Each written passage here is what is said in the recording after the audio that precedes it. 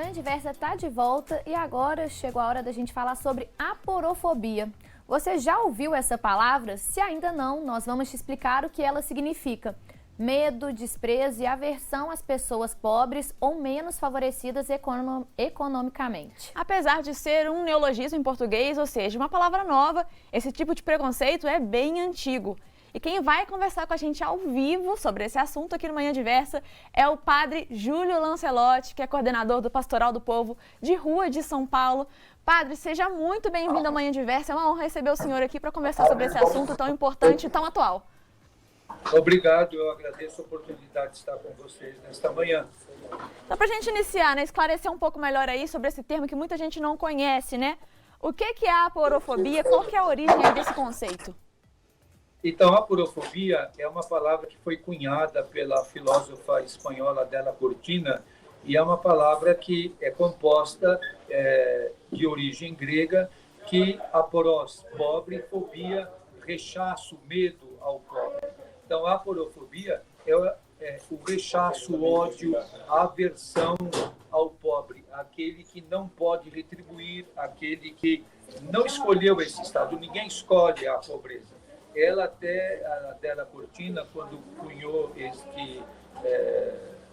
este termo de aporofobia, em 2017, foi considerado pela Real Academia Espanhola a palavra do ano. E ela até diz: todos os turistas são bem-vindos na Espanha, desde que não sejam imigrantes africanos, desde que não sejam refugiados que estão chegando no continente europeu. Então, é claramente um preconceito aos pobres. Como nós vemos o muro nos Estados Unidos para não receber os imigrantes centro-americanos ou latino-americanos, e também a população em situação de rua no Brasil, que é rejeitada em todos os lugares e é tratada com rechaço, desprezo ou como invisíveis. O senhor destacou, então, esse exemplo com os imigrantes, mas de que outras formas a aporofobia pode se apresentar, então, na nossa sociedade? Também nas intervenções hostis na arquitetura, nas pedras pontiagudas, nas lanças que são colocadas em volta de entradas até de igrejas ou de lojas, gotejamento. Nós estamos fazendo uma pesquisa com a população em situação de rua, uma primeira pesquisa no Brasil sobre a aporofobia, e a gente vai percebendo e vai com eles coletando as várias questões. Por exemplo, lojas que quando eles se aproximam, ou lugares mesmo à noite, que toca uma sirene, acende luzes, no sentido de fazer com que eles saiam. Ou como essa cena que vocês estão vendo, as pedras embaixo de um viaduto para afastar as pessoas. Então, essa é a intervenção hostil na arquitetura, que tem como objetivo rechaçar os pobres. Mas é importante ressaltar que o nosso objetivo não é que as pessoas morem embaixo do viaduto ou nas marquises, mas quando há sinais de hostilidade, é porque não há sinais de hospitalidade, de acolhimento dessa população. A própria filósofa Adela Cortina propõe sair da hostilidade para a hospitalidade. E, padre, justamente sobre essas imagens que a gente está vendo aí, em fevereiro do ano passado, o senhor foi notícia nos principais portais do Brasil, justamente, depois de ir com um martelo destruir as pedras que tinham sido instaladas sob um viaduto em São Paulo. Depois disso, muita gente passou a conhecer o seu trabalho, passou a conhecer o senhor, e acompanhar todo esse trabalho tão bonito que é feito.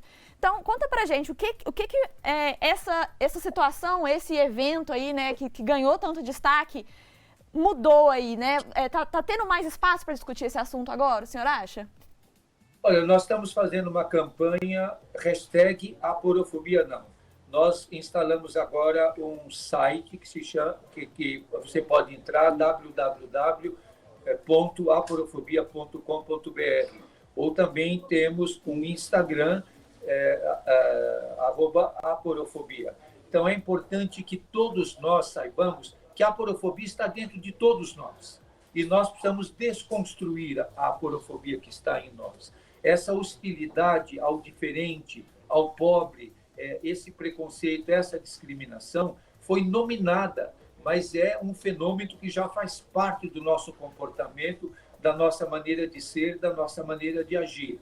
Então, essa campanha que nós estamos fazendo, inclusive está ganhando espaço no Legislativo, tem sido apresentado vários projetos de vetar a intervenção hostil na arquitetura e criarmos condições pedagógicas, educativas, políticas, legislativas de superar esse comportamento hostil. Uma das formas é a intervenção hostil na arquitetura, mas existem muitas outras formas que a aporofobia se manifesta no comportamento diário e no comportamento de todos nós. E, padre, apesar, então, desse termo ser relativamente recente, a aporofobia sempre existiu, né, na sociedade. O senhor bem pontuou que todo mundo apresenta, né, esse preconceito e por isso que a gente precisa discutir. E aí, outra questão que vem, então, em mente quando a gente fala sobre a aporofobia é o que é o pobre, então, no Brasil de hoje, né? Como que a gente pode compreender essa construção do pobre na nossa sociedade, ainda mais hoje, onde a gente tem 33 milhões de brasileiros passando fome no país? Então, nós temos 33 milhões passando fome e mais de 50% em insegurança alimentar. Então, nós estamos vivendo um momento emergencial e, muitas vezes, a única resposta que as instituições e grupos, os condomínios e todos fazem é cercar, é afastar os pobres, é rejeitá-los, hostilizá-los. Então, a aporofobia está muito presente do rol de comportamentos que a gente tem. Por isso que é importante nominar, conhecer, para que nós possamos localizar, diagnosticar a presença da aporofobia para desconstruí-la e superá-la. Uma sugestão que a gente faz é de ler o livro da filósofa Adela Cortina, que chama-se Aporofobia, um desafio à democracia, que é publicado pela editora Contracorrente. É uma forma de você, lendo esse livro, conhecendo através do nosso site, através do nosso Instagram, como numa comunidade, uma sociedade como a nossa, que o número de pessoas em situação de rua disparou. Só em São Paulo são, segundo a Universidade Federal de Minas Gerais, 42 mil pessoas. O Rio de Janeiro chega a ser quase 20 mil. O Brasil todo, segundo o IPEA, tem mais de 250 mil pessoas vivendo em situação de rua. É um dado alarmante e que acende um alerta, uma luz vermelha para dizer para nós: ou nós superamos as desigualdades e enfrentamos essa questão, ou se, como a própria Adela Cortina coloca, é um desafio à democracia. Não podemos dizer que somos uma democracia quando vivemos um estado de desigualdade, que, segundo até o relatório do Oxfam, é uma desigualdade que mata, uma desigualdade homicida. E nós não podemos ser omissos em relação a isso e estarmos coniventes com essa situação. Então, todos nós somos convocados a lutarmos contra a desigualdade, lutarmos contra a aporofobia que está presente na nossa cultura e na nossa socialização. Excelente, padre. E como que o racismo e a aporofobia se conectam, né? Como que essas duas coisas se sobrepõem aí nessa situação? Então, uma coisa é clara, imigrantes negros vão ter muito mais dificuldade de serem aceitos do que turistas negros. A questão está se a pessoa tem dinheiro ou não, se ela tem possibilidade e poder de consumo, e se ela tem como retribuir. Então, o racismo está presente de uma forma estrutural na nossa sociedade e ainda se acrescenta que, além da pessoa sofrer o racismo por ser da população negra, sofre o racismo por ser pobre. Padre Júlio Lancelotti, a gente vai para um rápido intervalo e o nosso bate-papo então vai continuar depois. E se você aí de casa tem alguma pergunta ou comentário para fazer sobre esse assunto, manda para a gente pelo nosso Instagram, @tvdiversa, ou pelo nosso WhatsApp que aparece aí na tela para você. Não saia daí porque a gente volta rapidinho.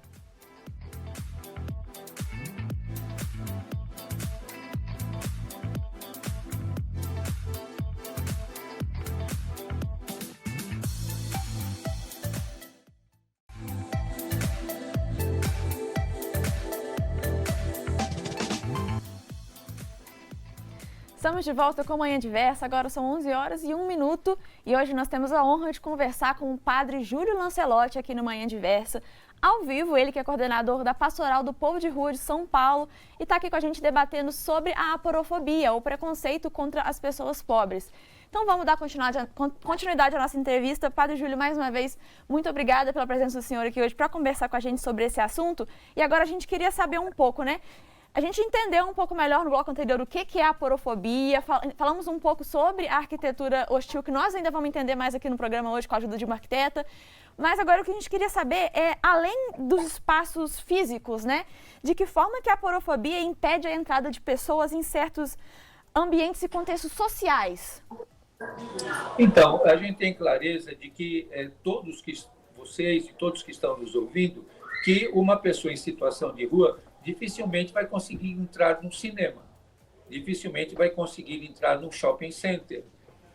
E se entrar numa loja, os seguranças imediatamente vão seguir para ver, porque o pobre é sempre considerado suspeito. Então, se ele entra no supermercado, logo há comunicação dos seguranças e há um comportamento aversivo à presença da pessoa empobrecida. Esses dias, um morador de rua me pediu um desodorante porque ele foi ao médico na UBS e o médico disse para ele que não ia atendê-lo porque ele estava cheirando muito forte de suor. Então, todos esses comportamentos aversivos são comportamentos aporofóbicos. Por isso que a gente está dizendo, a aporofobia ela está incorporada na nossa cultura, na nossa maneira de ser e no repertório de respostas que nós temos. Até em algumas igrejas, as pessoas em situação de rua terão dificuldade de entrar. E com uma coisa que é séria e importante é que com o aumento da população em situação de rua, aumenta na mesma relação a aversão. Então, nós vemos muitas intervenções hostis na arquitetura, muitos comportamentos hostis e discriminatórios em relação a essa população. A gente não romantiza a questão, a gente sabe que são situações desafiadoras, mas são situações de desumanização e está em todos nós essa situação. Por isso que é importante que cada um de nós reflita sobre a questão da aporofobia, conheça o que pode nos acompanhar no Instagram sobre a aporofobia, conhecer o nosso site. E é interessante que, quando a gente conversa com as pessoas que sofrem essa questão, imediatamente eles identificam os comportamentos aporofóbicos que eles sentem. E é interessante que na pesquisa que nós estamos fazendo, que é uma primeira pesquisa que se faz no Brasil sobre a aporofobia, um dos fatores que eles lembram muito e imediatamente respondem é no olhar. O olhar de medo, o olhar de aversão, o não olhar de indiferença, o olhar de nojo, o olhar de reprovação e a pessoa que muda de calçada para não ter contato, a pessoa que se senta do lado, levanta e vai embora. Eu vivi algumas situações com a população em situação de rua, que a gente entra num restaurante para comer com eles, eu vivi isso, várias pessoas que estavam nas mesas em volta deixaram a comida do prato e foram embora. Não comeram, não aceitaram comer. Outro dia também, conversando com alguns, um que tinha recebido auxílio e ele, com o dinheiro na mão, foi em vários restaurantes que não o atenderam. E outros lugares que eles vão que diz, não, eu vou te vender o marmitex, mas você fica lá na porta esperando. Não entra no restaurante. Então, a gente vai percebendo que em muitas situações, e há situações políticas em geral, como a aversão aos imigrantes ou os refugiados que estão saindo dos seus países e que estão sendo barrados na fronteira do México, que estão sendo barrados no mar Mediterrâneo e nos países europeus, como aqui também no Brasil, a aversão a migrantes nordestinos ou pessoas que são retirantes da seca ou da fome ou de várias situações.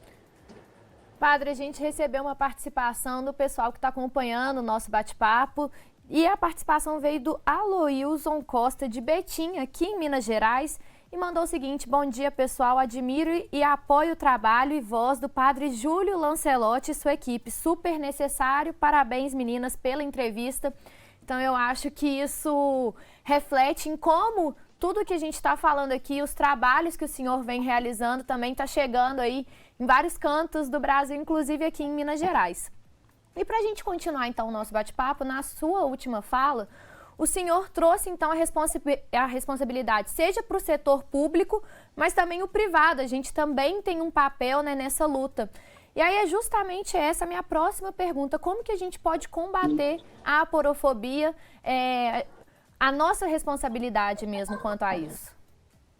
Então, a responsabilidade de todos nós. Uma forma é nós localizarmos a aporofobia que está em nós, nos ambientes que nós estamos, superar as intervenções hostis na arquitetura e detectarmos em nós essa transformação. A Adela Cortina propõe sairmos da hostilidade para a hospitalidade. Então, nós temos que ver, as nossas cidades são hostis ou hospitaleiras? As nossas ações são hostis ou hospitaleiras? Essa é uma questão que envolve a questão educativa, que envolve a questão psicológica, sociológica e legislativa. Várias câmaras municipais pelo Brasil têm apresentado, inclusive em Belo Horizonte, foi apresentado, em outras cidades, apresentados projetos de lei nas câmaras municipais que vetam a intervenção hostil na arquitetura. Então, todos nós podemos colaborar e a nossa campanha, #aporofobia não, as pessoas podem fazer um cartazinho escrito aporofobia não e mandar para o nosso Instagram. Excelente, Padre. Você deu aí alguns exemplos de forma de ajudar aí online, né, participar da nossa realidade aqui. E aí eu queria saber, né, quais que são as obras que o senhor tem realizado na paróquia, de que forma que o pessoal pode ajudar com essas obras, né? Até abrir as portas, a gente viu aí o comentário do Aloilson, né, de Betim, que ele falou que admira e apoia o trabalho do senhor. Eu tenho certeza que muitas outras pessoas também compartilham desse sentimento e querem poder ajudar. Então conta pra gente um pouquinho aí dos trabalhos que são realizados e como a gente pode ajudar também.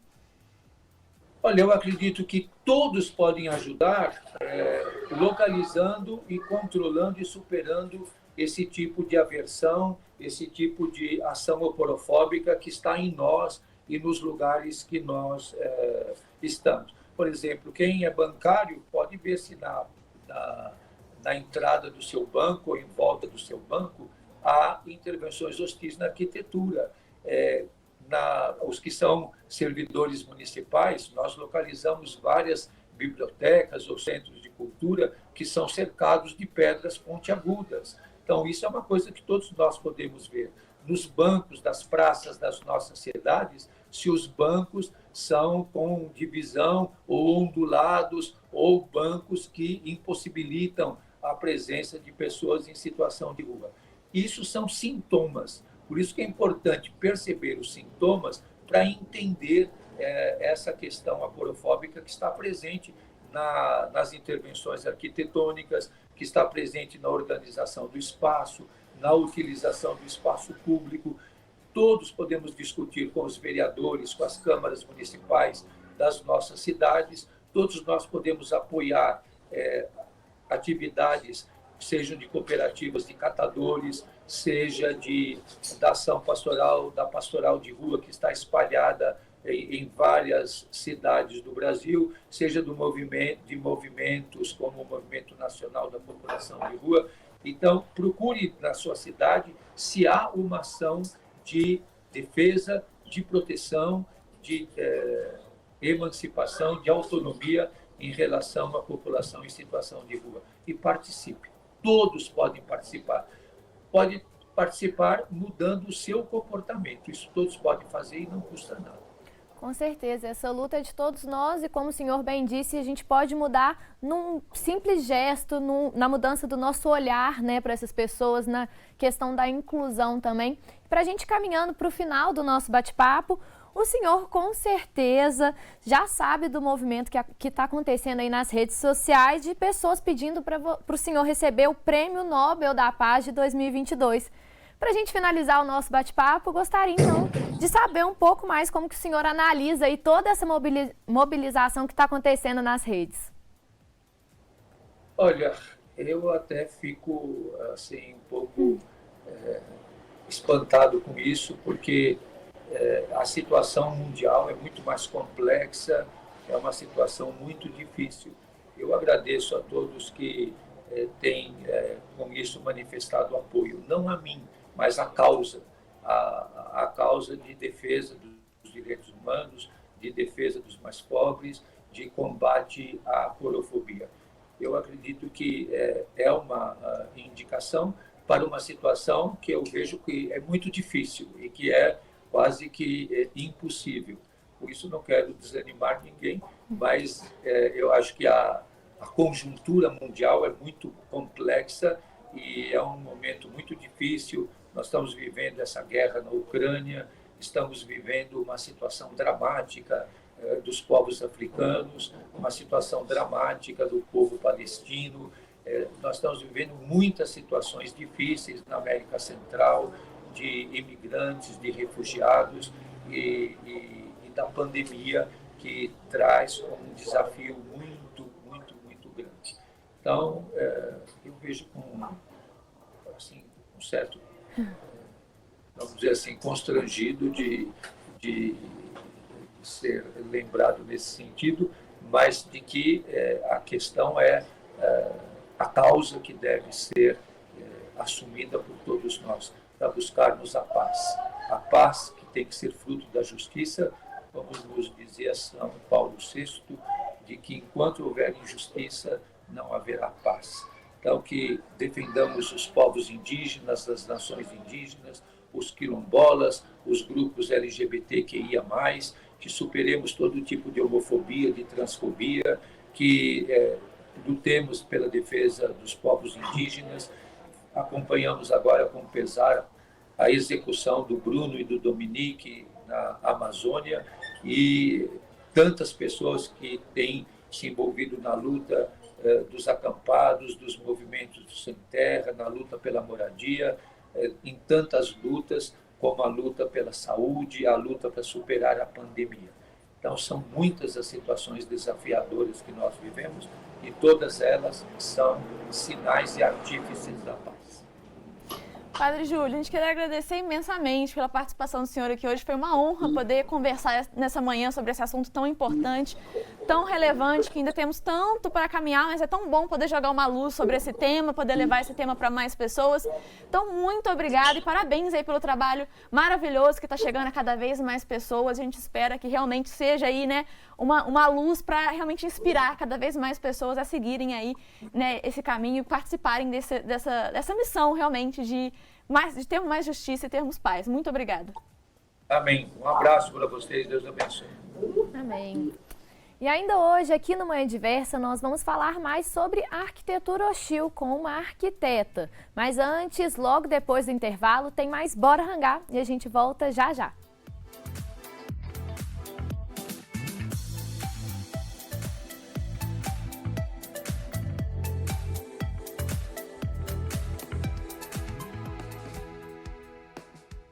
O Procon de Juiz de Fora está com vagas abertas para o workshop e curso de educação financeira. São 40 vagas disponíveis em 2 módulos presenciais. Curso nos dias 5, 12, 19 e 26 de julho, das 6h30 até as 8h30 da noite, e o workshop no dia 4 de julho, das 2 às 6 da tarde. As inscrições estão abertas enquanto durarem as vagas. Para se inscrever, os interessados podem ligar para o telefone que aparece na tela ou ir diretamente até a sede do Procon, na Avenida Itamar Franco, número 992, no centro de Juiz de Fora.